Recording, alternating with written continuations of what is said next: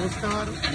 उद्या पुणे लोकसभेची बाणेर भागातील अत्यंत महत्त्वाची सभा होत आहे.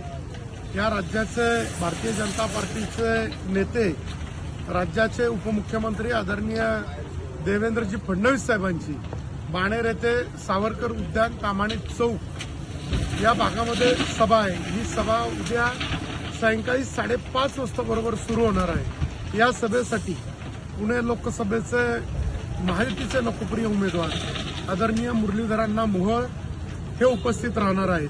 राज्यसभेच्या खासदार आदरणीय वेदाताई कुलकर्णी या सभेसाठी येणार आहे. या सभेसाठी नागरिकांना संबोधित करण्यासाठी राज्याचे मंत्री आणि कोथरूड विधानसभा मतदारसंघाचे आपले लाडके आमदार आदरणीय चंद्रकांतदादा पाटील हे या सभेसाठी उपस्थित राहणार आहे. या सभेसाठी पुणे शहराचे अध्यक्ष आदरणीय धीरजजी घाटे हे उपस्थित राहणार आहेत. माझी बाणेर, बालेवाडी, पाषाण, सुतारवाडी, सोमेश्वरवाडी, पंचवटी आणि शिवाजीनगर भागातील नागरिकांना विनंती आहे, आपण ही सभा जोरदार करण्यासाठी आपण सर्वांनी उपस्थित राहावं आणि आपल्या लोकसभेचे महायुतीचे उमेदवार आदरणीय मुरलीधरांना मोहोळ यांना प्रचंड बहुमताने निवडून द्यायचं आहे.